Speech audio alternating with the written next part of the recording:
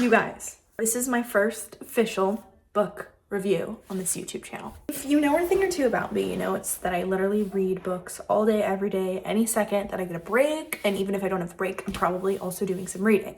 So I'm really excited to officially post my first book of the month review. If you don't already know, I do run a Bookstagram account, Valentine's Book Club. You should definitely go check it out if you're interested in books and further stuff, because I post literally every single day. I'm very active. I post book reviews, content, edits, playlist edits, character edits, a lot of different fun things. And if you're into the book world at all, I think you'll have fun with me. Without further ado, our 2026 book pick of March is In Her Own League by Liz Tomforde. So the way the Bookstagram works is that I pick one book a month, and this month I decided to pick In Her Own League by Liz Tomforde. If you know anything about the sports romance world or just the romance book world, you probably know Liz. She is the author of Caught Up, Play Along, many other books. Those are just to name a couple. And this is a spin-off from the Windy City series, which those books also fall into.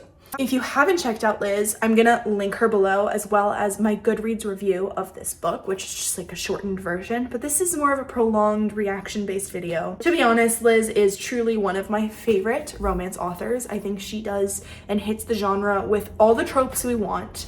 The language is incredible, the story building is incredible, and I never feel like they fall short of anything. Sometimes I find that with a lot of these smutty or spicy books, we lose a lot of plot, which I think we all can relate to, but with Liz's books, they truly just stay so true to the proper form of smut romance books. And I mean, I just love her so much. She's perfect, and I love her. If you have not read the Windy City series, I highly recommend that you do so, just because it truly is one of those series that is just like so incredible and so good, and it just feels like home every time you go back. I promise you will love it. But I will say, in my humble opinion, and I'm basing this whole review off of my own opinions, so if you want to check somewhere else, go check. Credit sources though, me. I would say that you could read this as a standalone. It does fit into a world that already exists, and so it's always nice to know the backstory, nice to know when the characters come in, but the only characters you really need to know are Miller, Kai, Isaiah, and Kennedy. Those are my babies, basically. Really, the only character you need to know some backstory on is Miller, who is our main character, Emmett's daughter.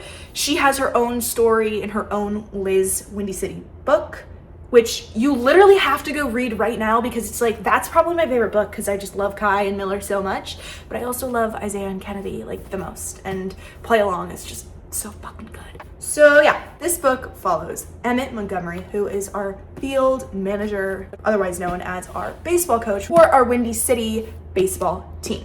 These are our beloved members. Like literally, this is the team that Isaiah plays on. Kai used to play on the team. He's still a part of it. Do not worry. If you don't know who they are, it's fine. You'll get to know them. You'll probably fall in love with them based off this book.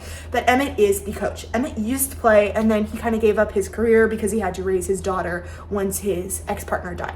This happened like 20 years in the past.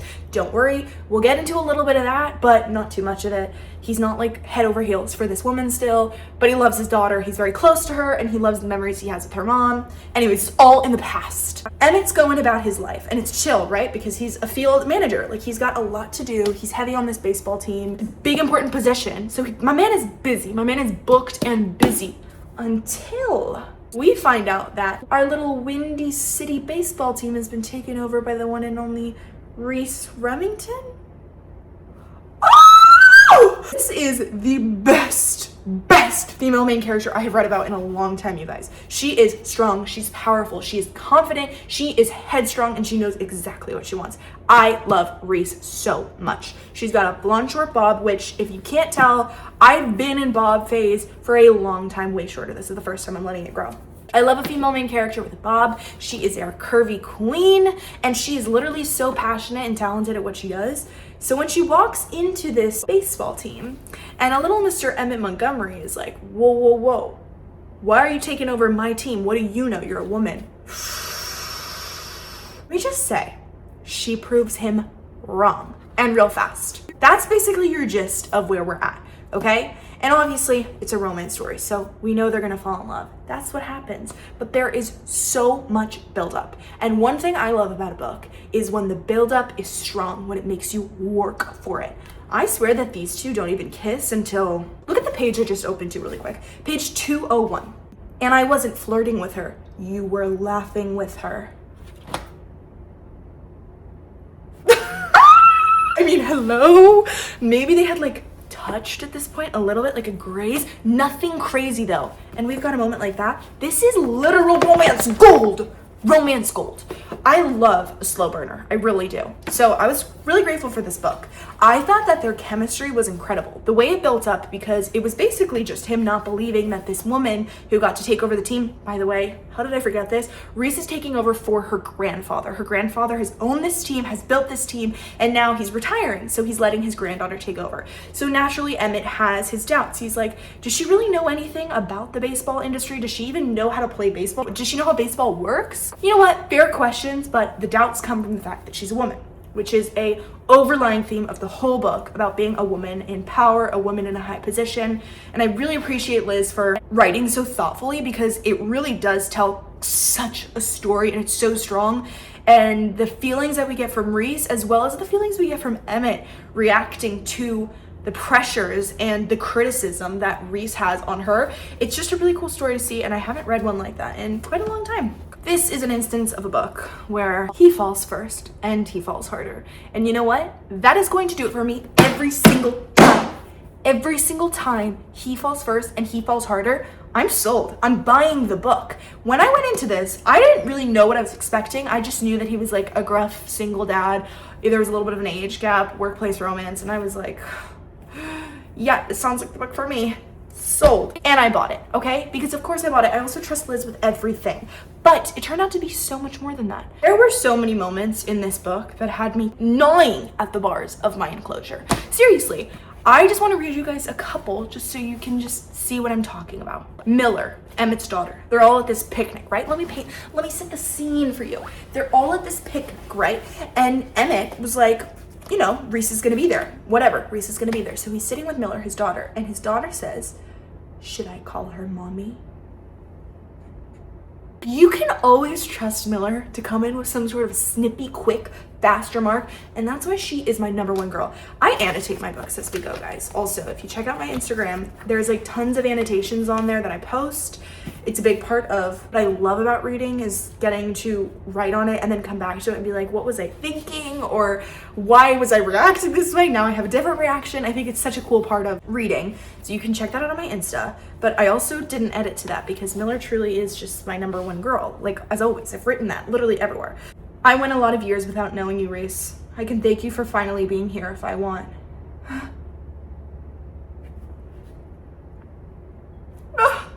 Like, are you serious? So this one really took me out. Okay, you ready? This is, at this point, we're way past them, like, just being maybe a little friendly with each other. Maybe we went from enemies to friends to lovers, and it was like a whole progression, which I loved. But we're past the friends here. We're lovers. She says, good game today, coach. He says, thank you, baby. Good game to you. When this man says baby, you can see I'm writing all over my page. I'm like, another one. And this is why you just have to read the other books, because Isaiah, I mean, we know Isaiah's my man. Isaiah's been my man. And it's like the first time I really liked like a really goofy sunshine love interest, and it was the man who was in sunshine. That's Isaiah. Isaiah says they're all like at a dinner. They're all at a breakfast, right? And Coach Emmett, our love interest, he says, they know what exactly? And Reese, our girl, our main girl, walks in and she sees them all there, and at this point they've been fucking. So she's like, oh, they're gonna know. And Monty, our king, our man Emmett, he's like, they know. And she's like, they know what exactly? Isaiah says that you two have been friendly, that you two have been friendly with each other. You guys, there's so many moments like that where it's just like everyone knows, but they think they're being so secret, and it's like, of course everyone knows. So let's cue the tears. My person. Maybe that's exactly what Reese is. Maybe that's the word I've been searching for. I tried on for size and the weight feels right. I was literally tearing up. I was tearing up, I'm not gonna lie to you. Now, an example of Reese being the badass bitch that I told you she was. So I'm gonna go to my office, which is on the top floor of the stadium I own.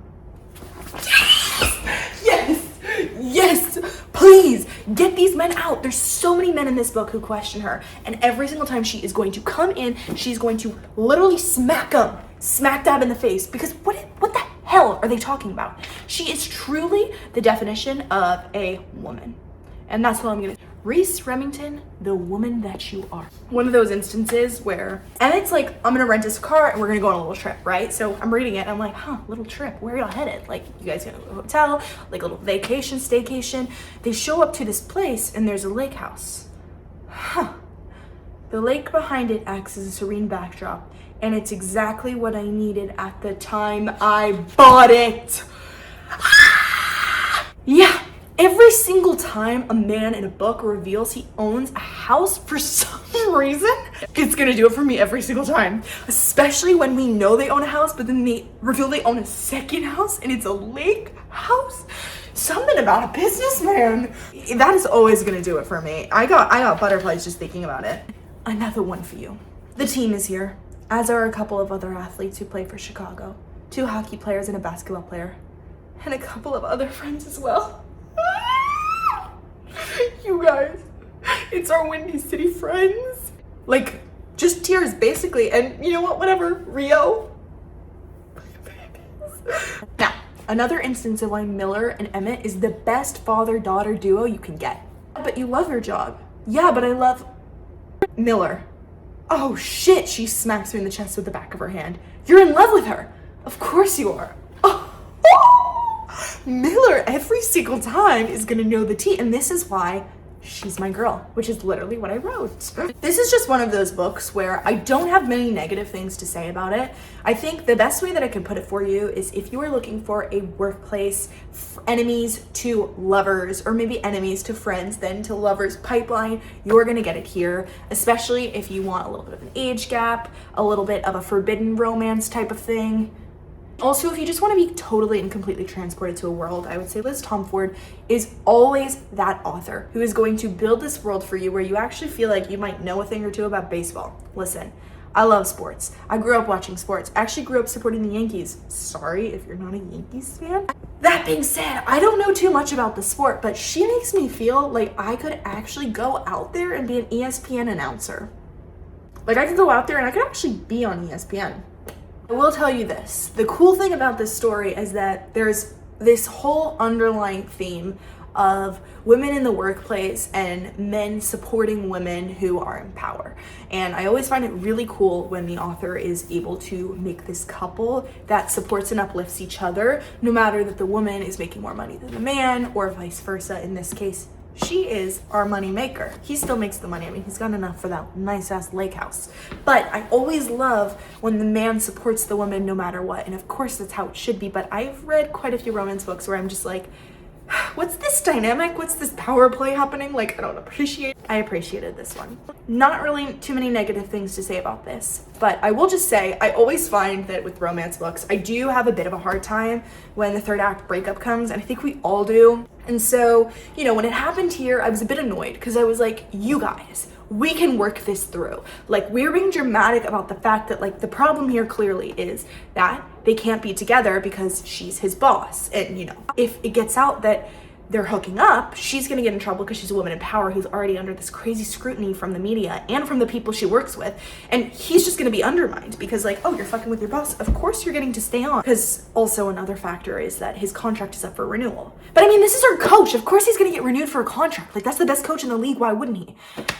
So I got annoyed by that a little bit. I'm not gonna lie to you, but Liz does such a good job of getting us through that and breaking down exactly why the third act breakup is necessary, because we can't just have that happily ever after. And I think the cool thing about romance books is, you know, there's always a beginning, a middle, and an end. And you have to get to the end, and the end's always going to be, not always, but most of the time, especially the books I read, is going to be a happily ever after.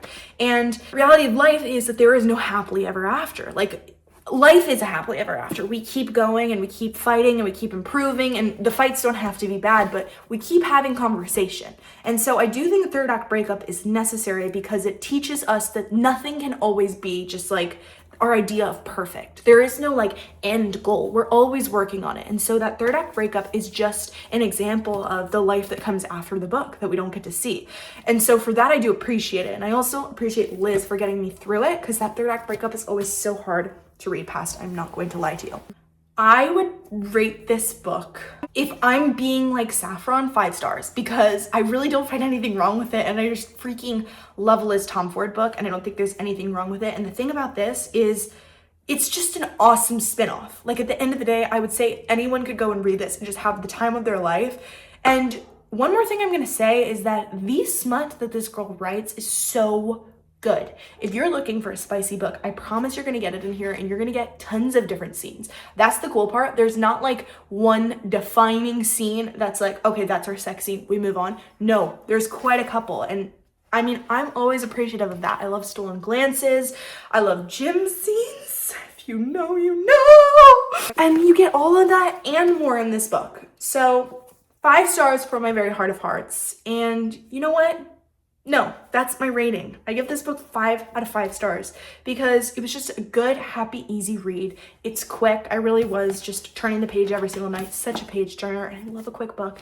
And she's such a talented author. Like, truly everything she writes, I'm gonna pick up. I'm really excited for her next book coming out, her new series. I'm excited to meet my new family, I guess. I'm really sad to let them go, but I could not have possibly asked for a better way to leave the Windy City. I'll definitely be coming back, and I hope you guys will be visiting or welcoming yourself into this city or leaving it if you haven't already read this book, because you really should, I promise. This book is my new best friend. And that was my review of In Her Own League, our Valentine's Book Club 2026 March pick of the month. I'm so excited for next month. I will be back. I already know exactly what I'm gonna be reading, and all I'm gonna say is I'm about to get really comfy with a blonde cowboy. If you know, you know. I'll see you guys next month.